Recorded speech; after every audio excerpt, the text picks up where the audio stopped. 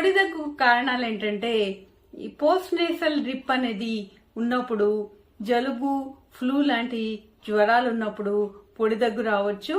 అంతేకాకుండా బీపీకి వాడే కొన్ని రకాలైన మందుల వల్ల క్రానిక్ బ్రాంకైటిస్ అని, సిఓపిడి అని, ఆస్తమా లాంటి కండిషన్స్ లో, తర్వాత జీఈఆర్డి లో స్మోకింగ్ చేసే వాళ్ళలో పొడి దగ్గు రావడానికి అవకాశం ఉంటుంది.